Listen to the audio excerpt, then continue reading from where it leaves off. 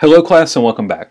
In this stage of our project we're going to be working with importing text from Microsoft Word, how to format that text using predefined paragraph and character styles inside of our template, and how to get this file ready for print and any other typography based items that we have to work with in this project. So to get started, make sure that your newsletter-dec.indd file is open here. You can see I've already got mine ready to go. And the very first thing we're going to do is we're going to import text from Microsoft Word. So to do that, make sure you go to File, Place, or you can also do Command or Control D if you're on a Mac or PC, and then go to exercise.doc in your work in progress folder and click Open. So at this point we have this preset custom here, and we can include table of contents, index text, so on and so forth. We're going to make sure all of this is selected, except we're going to come to page breaks. Make sure this is set to no breaks. This may be set as something different. And make sure that paragraph and character style conflicts are set to auto rename. After we do all that, we're going to click OK. And in this case, it's going to tell us that it's also missing a font. So we're going just to hit close for now. And then we're going to come over, hover over our main text box, and you'll see we have this little preview of the text. Click once, and you can see it automatically divides it into our 3 columns, but you can see down here, based on our little plus on it, everything fits. Now, to fix this, instead of having to go through and edit each line manually, we're going to work with paragraph styles. Especially when working with templates, both your paragraph and character styles can be extremely useful inside of InDesign. Basically, these let you set predefined styles and versions of how you want paragraphs, how you want type to act, how you want your leading, your kerning set up, and gives you a much easier way to go in and change these with imported text like we have here. So to open those windows, just go to Window. We're going to go to Styles and click Paragraph Styles. Now when you do this, you should get a little tab like this that has both character styles and paragraph styles. And under paragraph styles, you can see we've got several different items here that we can select. So to give you an idea of how these work, what we're going to do is place the insertion point in the first paragraph where the heading is at. So we're just going to click right here and have our cursor. And then in the paragraph styles panel, you can see that we have this normal plus. What this means is that this looks like normal text definition, but it's been overridden somehow. And you will never see this plus unless you've made changes to how this style is supposed to look. So with the insertion point still in place, we're going to click the article heading style in the paragraph styles panel.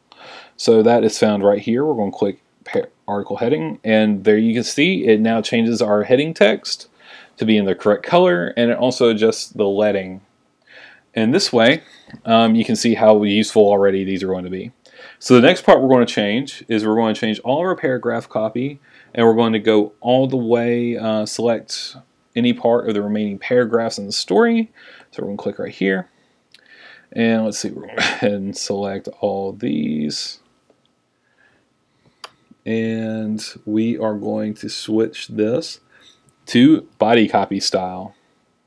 So we're going to come up here, body copy, and now we're just going to come through here and we're going to select all of this one more time, make sure we got everything, and again select body copy. Alright, so we have everything there.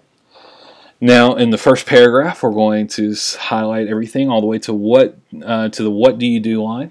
We're going to change this to body copy first drop, which is probably standing for first drop cap. So we're going to select that, and we have our drop cap there. And then from this point, we're going to go through each paragraph and just adjust these as we go along. So we have body copy first drop, and then we're going to come right underneath our line with our numbers over here. This, I guess this 6th paragraph, and we're going to select this one as body copy first para, and that checks that. And let's see, we're also going to come here and just add one insertion point because that was supposed to be there. So now we have all the text to fit in, and everything is set up how it needs to be. And now we're going to go to our second page, and we're going to repeat this process. Now in your book it's going to ask you to use MiniBridge. Again, MiniBridge, from what you've told me and what's been reported to me by other Adobe users, does not work with the same amount of finesse as it did in previous versions in Creative Cloud.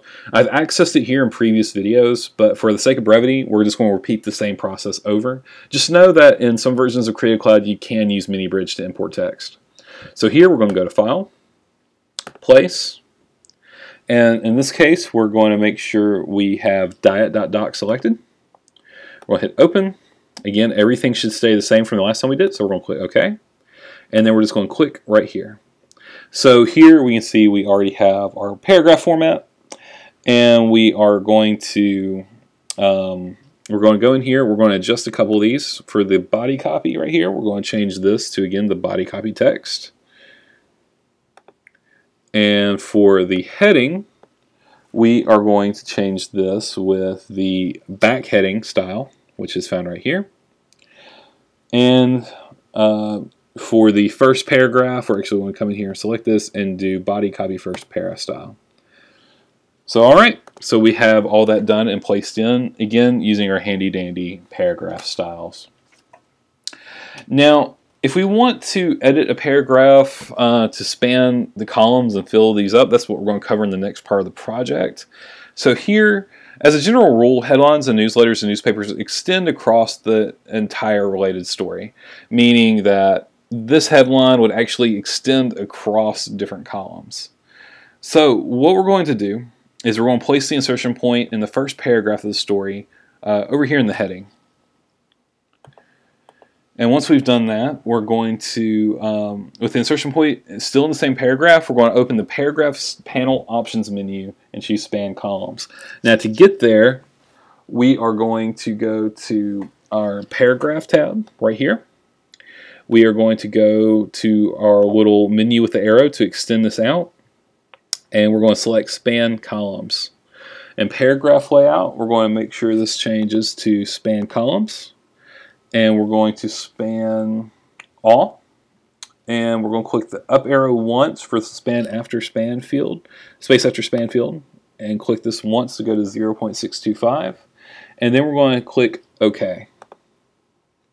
So now, great, we've had the span across the entire paragraph, and you can see here that this has actually created a plus style. This, whenever you see this plus next to your paragraph style, this indicates what's called a local formatting override, which means that some formatting other than the style definition has been applied to the selected text. All right. So at this point, we've gone through, we've spanned our columns, we've used our paragraph styles, and now we're going to create a sidebar box. What this is this will have a many layouts, especially in newsletters, will have a story that spans multiple pages, as well as related but not connected stories called sidebars. And think of this as a sidebar on a website. You know, you have your main copy when you go and scroll through your page that you're reading, but in the sidebar you might have an ad or you might have other relevant information, and that's exactly what we're going to build here. So on page 1, which we are in now, we're going to come in, we're going to select our rectangle tool, and we are going to, I'm going to go ahead and create a new rectangle, and then up here in my style panel, I'm going, in my styles panel, I'm going to change this X dimension to X 3.67. We are going to change our Y to 7.6. We're going to change our width to 3.95. And we're going to change our height to 2 inches. Once we've done that, you see we've got everything set there. And then in the sidebar doc, we're going to make sure that is filled with a 20% tint. Now, in our documents, we know where all our colors are stored over here in our swatch panel. So we're going to select the Pantone color and change our tint to 20%. And now we've got that set up. Now what we're going to do is inside this new frame, we're going to place our sidebar text. Again, to do that, don't do it through MiniBridge. Again, go to File, Place, and we're going to go to sidebar.doc and click Enter. Again, all this should stay the same. Click OK, and then click once in here. So now we have everything stored. Now, once we have this in, we're going to make sure we need to do some more formatting to it. So to do that, we're going to do Control or Command B. And this opens up our text frame options. Now we used this a little bit in the last video, or in the last project, I should say, to edit some information on our Jazz Fest poster. And we're going to do a lot of it the same way here. So we're going to make sure that, let's see here, we should be in text frame options and auto size. We're going to make sure auto sizing is set to height only. And after that, we are going to come in here and after we choose height only, we're going to choose the bottommost reference point, which is this bottom center here. And we're going to hit OK to apply our changes. Oh. So we're going to come in here again. We're going to make sure this is selected. Doesn't look like some of our changes went through. Do Command B, auto size, height only, bottom reference point. And here you can see it actually with your preview checked on. You can see that it changes everything and it gets your document set up and stretches it for you so everything fits in the proper place. We're going to hit OK. Now, once we've done this, we're going to come in here and style this with the rest of our stylings using our paragraph and character styles. We're going to select our header. We're going to change this to sidebar heading. And we're going to click our text. And we're going to select sidebar text. All right, so we now have our sidebar pushed into place. And we've got it. Now, in this example, we do see that the first two words in the second body paragraph are italicized, so I want to scroll in so you can see this. So it looks like here that our styles didn't apply quite correctly. And this is because it already had another style applied and it didn't quite override it. So to fix this, just select the 3 paragraphs of the body copy and click the clear overrides in the styles box. So to find that, we are going to go in the bottom of the paragraph styles panel, which should be clear overrides. It's going to look like this little paragraph symbol with this plus right here. So we're going to click this, and you can see it changes everything else back to normal, or to the font it should be at least. Then we're going to come to Nutrition Quarterly, and we're going to change this font style to italic, and we're going to change the font to ATC Oak. So ATC Oak, italic, it's going to change here, and you can see that our sidebar text again shows this this has been edited. So at this point you should have a good understanding of how to work with paragraph styles and character styles within InDesign. And the next video we'll wrap up the sidebar portion of the project and we'll continue moving on.